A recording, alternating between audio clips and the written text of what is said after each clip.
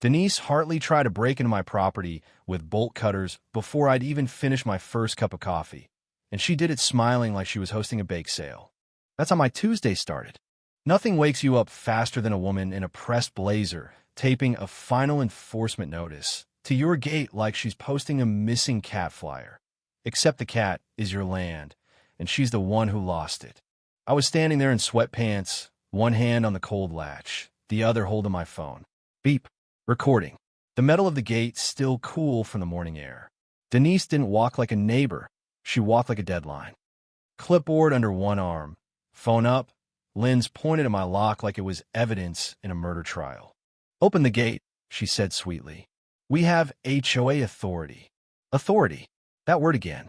It's amazing how confident people get when they think paperwork is optional. I didn't move, just rested my hand on the latch and took a slow breath. This is private property, I said. Her smile tightened. It's within association boundaries. That was Act 1, the moment the air shifted. What she thought would be routine enforcement turned into a standoff.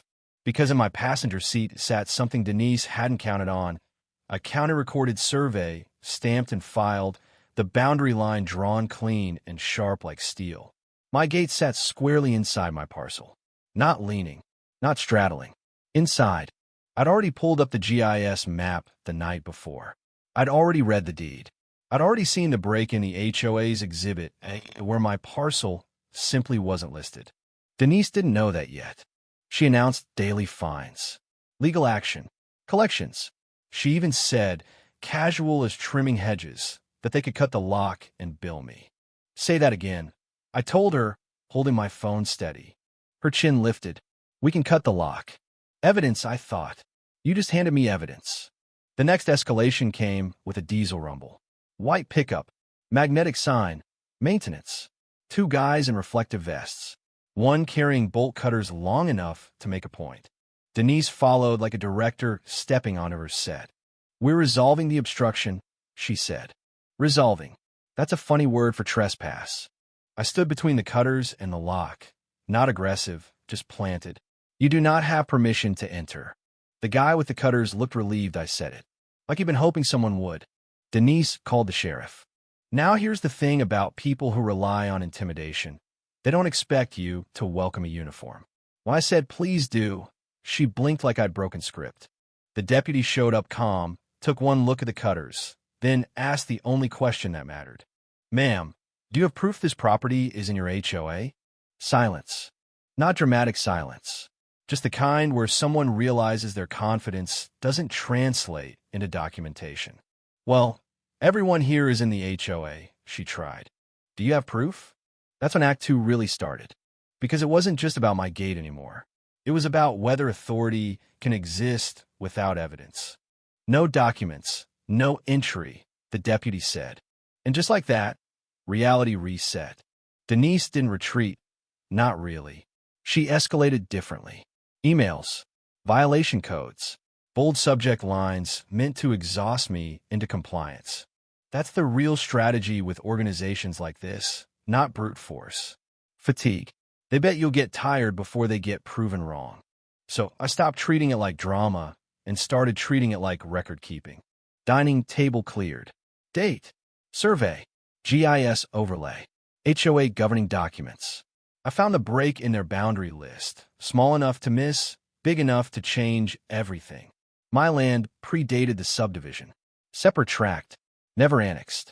Annexation would require a recorded instrument with the county. Not assumption, not vibes. Recorded. I wrote a certified letter, calm, precise, no insults. Dispute of violation. Demand for proof of authority. Notice against trespass. Provide the recorded instrument demonstrating annexation of my parcel into the association. Not explain it. Provide it. Then came the twist.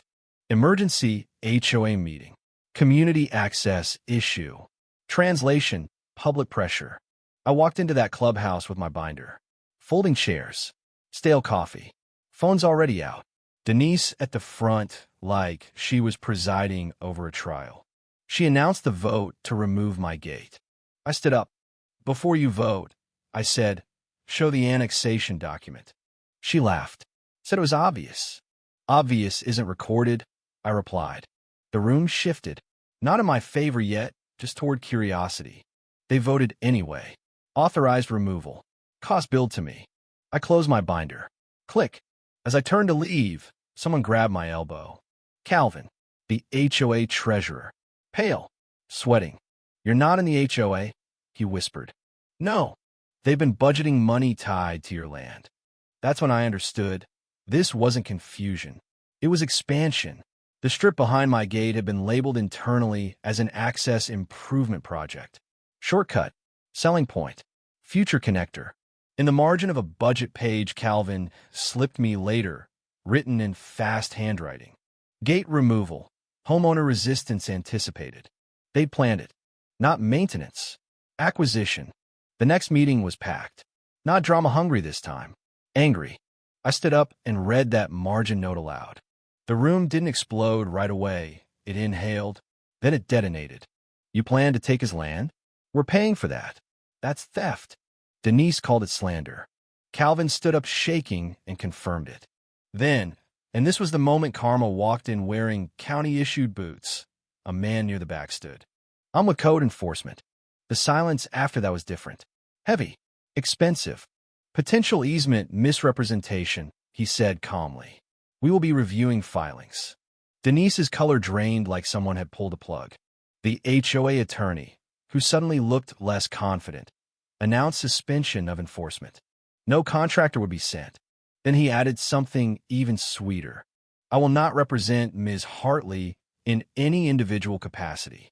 That's when Act 3 began, the unraveling. Emails followed. Fines rescinded. Violations withdrawn. No lien consideration. Boundary records being corrected. They didn't apologize. HOAs don't apologize. They revise. A week later, the updated map was attached to an email. The HOA boundary stopped cleanly before my gate. On paper, where should have stopped all along. Denise resigned. Stepped down effective immediately. No speech. No tribute. Just gone. Calvin stayed. Audit initiated. Vendor contracts reviewed. Insurance policies examined. And one quiet evening, I stood by my gate with a new lock in my hand. Not because I was afraid, because something about replacing it felt ceremonial, like closing a chapter with a physical click. The metal was warm from the sun. The latch settled into place with a clean, simple sound. Not dramatic, just correct. Here's what I learned. Power doesn't collapse when you yell at it. It collapses when you make it prove itself. Denise wasn't evil.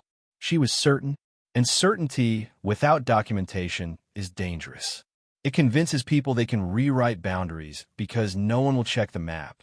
Most folks don't fight back, not because they're wrong, but because they're tired, because paperwork feels heavier than intimidation, because it's easier to pay a fine than challenge a system. But paper beats power when power has no proof. They can bully what they think they own. They can't bully what they can't document. The morning after the final email came through, the notices were gone from my gate. No tape marks, no flapping paper, just metal and quiet. At the next clubhouse meeting, the corrected boundary map was read into the record. And for once, the room didn't clap for authority. It clapped for evidence. Now here's the question I keep turning over in my head, and I want to take on this. If I hadn't pushed back, if I just paid the fines, or let them cut the lock, would they have stopped at my gate? Or would that access improvement have become someone else's driveway next? At what point does enforcement become overreach? And when does compliance turn into surrender? I fought back lawfully, calmly, on record, but I know not everyone would or could. So tell me, have you ever dealt with an HOA, a board, a system that tried to stretch its authority past the line? Did you push back, or did you decide it wasn't worth the fight? Drop your experience below. I'm genuinely curious where you think the line is between community standards and quiet land grabs. Because sometimes justice isn't loud.